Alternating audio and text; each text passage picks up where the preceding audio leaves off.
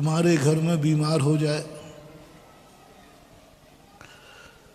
और वो ठीक हो सकता है, बोलो कितने रुपया तक ठीक करोगे? घर में कोई बीमार हो गया, बेटा हो गया, पत्नी हो गई, माँ हो गई, तुम हो गए, कोई भी हो गया, तो आपका कोई संकल्प है कि महाराज जी इतने रुपया तक की बीमारी हो तो ठीक करूंगा, नहीं तो फिर मरे तो मर जाए, हम क्या करेंगे? कितने रुपया तक की में ठीक करोगे? नहीं बता दो, सीधी सीधी बता दो। एक कहावत आती है, एक कंजूस था मारवाड़ी, उसको डॉक्टर के पास गया। डॉक्टर ने कहा कि बहुत पुरानी जोक है, तो उन्होंने कहा 500 रुपया लगेंगे। बोले फिर रहने दो, 500 रुपया में तो दूसरी आ जाएगी, हम मर रही है तो मर जाने दो, और 500 रुपया में मैं बच जाऊंगा तो महाराज मर रहे हैं तो मर जाने दो, 500 रुपया बेटे के काम आएंगे, मैं क्या काम में आऊंगा? उसने पत्नी के संबंध में कह दिया कि मरती है तो मर जाए, 500 में तो बल्कि 250 में मिल जाएगी उसे, और मैं भी मर जाऊं तो मर जाऊं, क्या फर्क पड़ता है?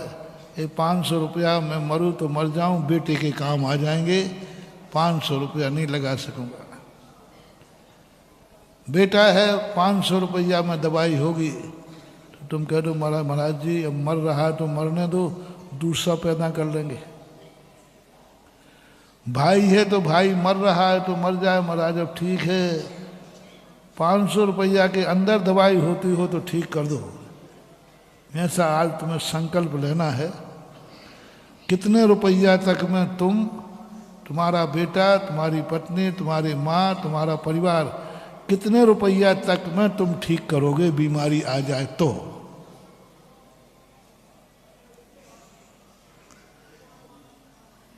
क्यों शाम को तुम जिज्ञासा करते तो सुबह मैं नहीं कर सकता?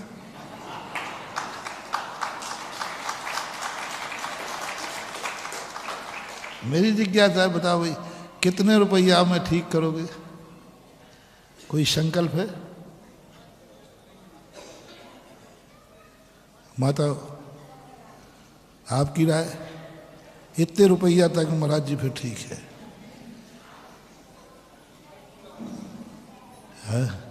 और महाराज जी आप प्रश्न ऐसा कर रहे हो, ये कोई प्रश्न है क्या? यही प्रश्न है, सही प्रश्न है, इसका जवाब तुम्हारे पास यही होगा। 99%, 1-8% नहीं, 1-8% कोई कंजूस मारवाड़ी है तो वो तो कह देगा महाराज जी अपना तो इतना फिक्स है, इतने में दवाई हो रही हो तो करा दूंगा, नहीं तो जा रहा है तो जाना। यहां कोई बैठा हो तो बताए, मुझे विश्वास नहीं है खनिया धाने में ऐसा कोई होगा, होता तो मैं यहां आता ही नहीं। मेरा आना बता रहा है कि एक ही जवाब होगा महाराज जी इसके लिए तो क्या, कोई बीमार होने पर ठीक होता है, सारी जायदाद लगती है तो हम लगाने को तैयार हो जाएंगे, जायदाद तो फिर कमा लेंगे, और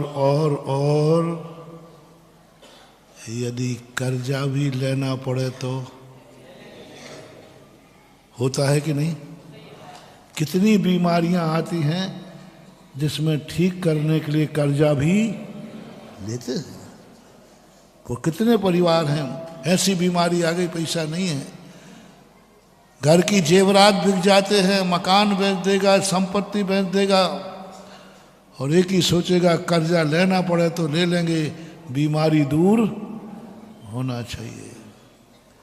और बीमारी दूर करने के लिए भीख मांगना पड़े तो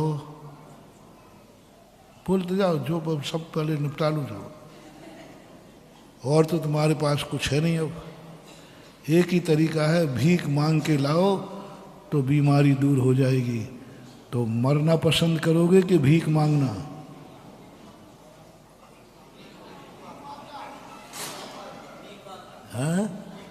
हाँ करते, कुछ डरो मत। वो तो जो, हाँ दुनिया में हमने खूब ऐसे भीख मांगने वाले देखे हैं। हमारे पास ही आते हैं, महाराज जी बचा लो मुझे, कोई सेठ से कुछ दान दिला दो। कितने लोग आते हैं, महाराज हमारी बीमारी है, हमारी किडनी खराब हो गई, हमारा ये हो गया है, कोई इलाज करा दो। भीख मांगने को तैयार है, मरने को तैयार नहीं है। कोई मरने को तैयार नहीं है, भीख मांग लेंगे। कहा जाए फलाने सेठ के पास चले जाओ, पैर पड़ लेना, उसके चरण धो लेना, वो खुश हो जाएगा तो तुम्हारा इलाज हो जाएगा। बोलो मरता क्या नहीं करता। भगवान के नहीं धुला रहा हूं अभी चरण, अभी तो मैं, चलो एक गधा के धुलवाता हूं, गधा के।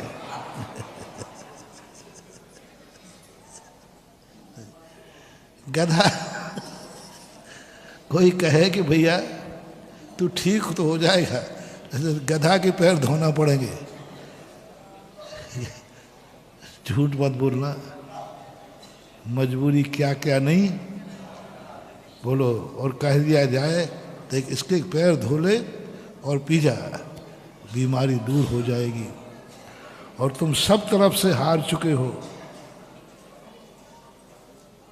सब तरफ से हार चुके हो, बस एक अंतिम आशा बची है, गधा के पैर धो करके पीना है। बोलो कितने लोग तैयार हो जाएंगे। आप अपने आप को बरी मत करना, ध्यान रखना। तुम कहोगे महाराज जी आप गधा के पैर कह रहे हो, जो कहो मैं करने को तैयार हैं, बीमारी दूर होना चाहिए। एक ही शब्द है तुम्हारा, हम गधे के पैर धो लेंगे। हम गधे को भी बाप कहते ना, अटके पे लोग गधे को भी, सब करने को तैयार है, बस हमारी बीमारी दूर होना चाहिए।